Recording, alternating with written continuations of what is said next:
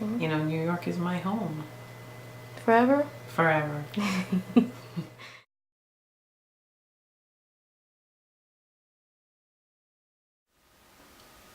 What's your name?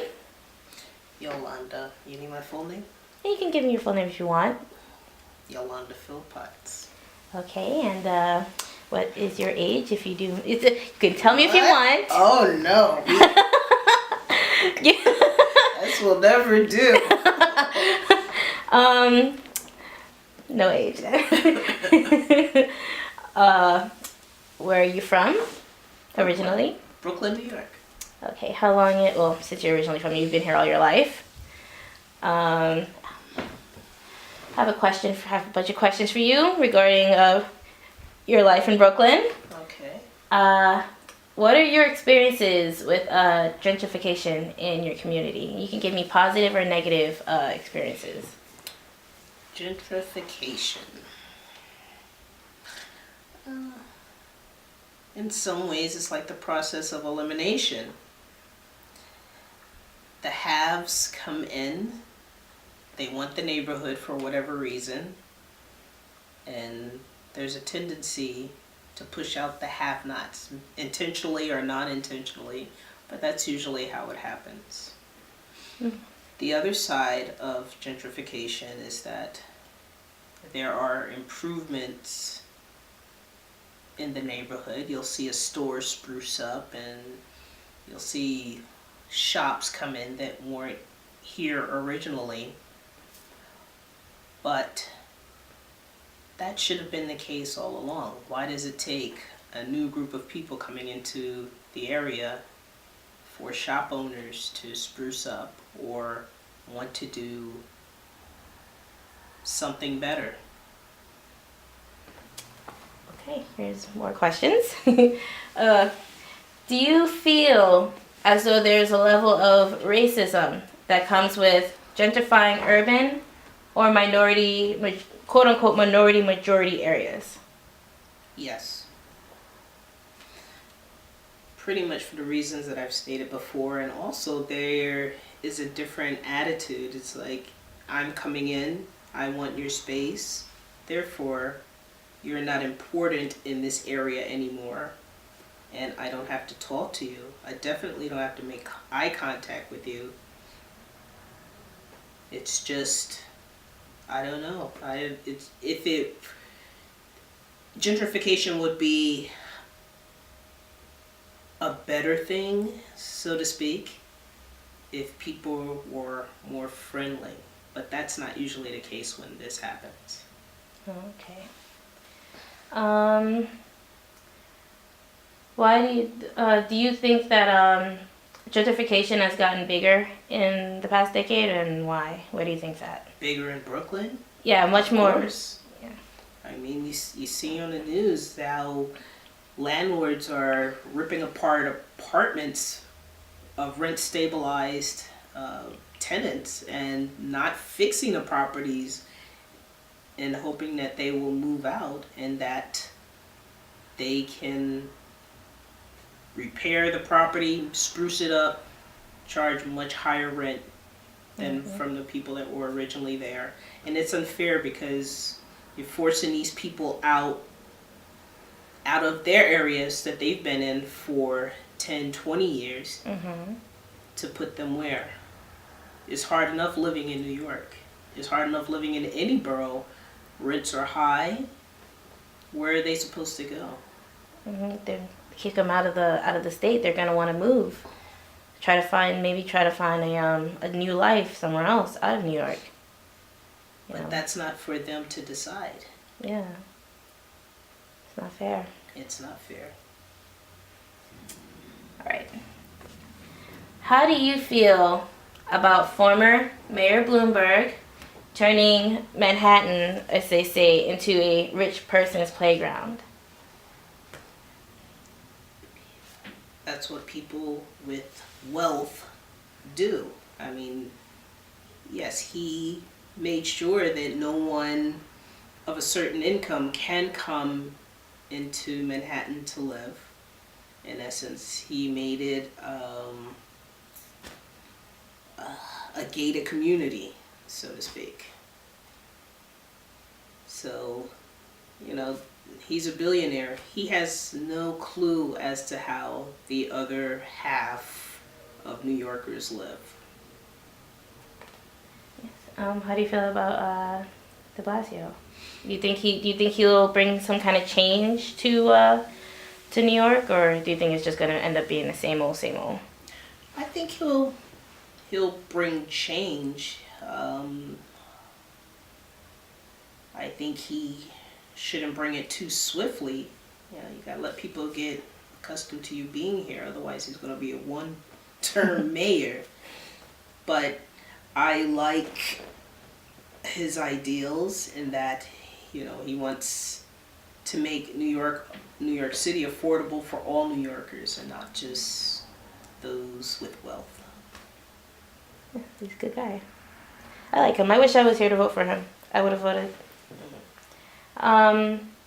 There's new condos opening up all over Brooklyn. How do you feel about those? Especially since they're worth, for the lease at least, hundreds of thousands of dollars. If people can afford to buy them, then that's not an issue. The problem I have is when black couples or single black people come looking to purchase in an area and they don't afford them the opportunity. They steer them away from the gentrified neighborhoods and send them to poorer neighborhoods. So that's a classic example of the racism that exists when gentrification happens. That's wow. So they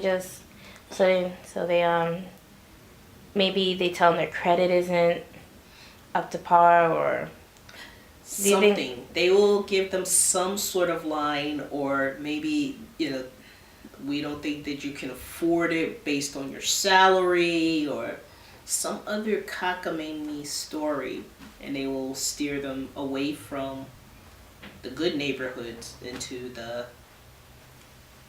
not so good neighborhoods.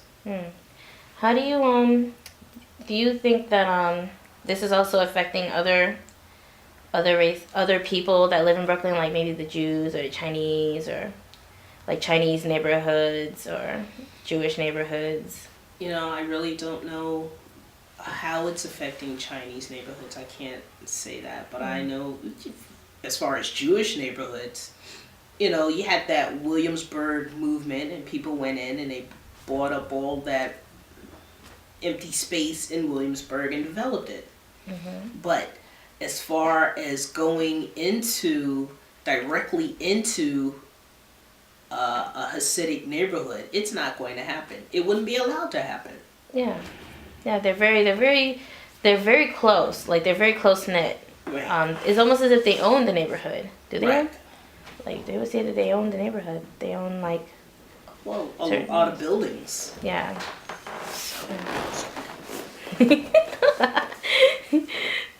You're so adorable, I swear. Where do you see Brooklyn in about 10 years? Brooklyn is going to be just like Manhattan. Yeah. You know, you're gonna have the affluent Brooklynites living close to the downtown area. Like the yuppies or the hipsters. Right. And you're going to have those who not afford to live in this area pushed further back, like towards Canarsie and other areas that aren't as close to downtown Brooklyn. Yeah, they're just making it more and more difficult for people to travel into the city. Right. You know, do you think that Queens will become like the new Brooklyn? Like more and more people are gonna just end up moving to Queens because there's just more room there? Maybe. It's cheaper there too. Yeah. Yeah. Queens, Staten Island, the Bronx. Yeah. Well, Westchester, Yonkers. You know, it's almost as if it's like they're even Long Island. Like some people may just end up going to Long Island and just biting the bullet and taking the LIRR into the city every day, which is what some people do anyways. Yeah, but I feel that's totally unfair. It's New York City. It should it should reflect that this is a city of multiculturalism, and therefore it should represent everybody.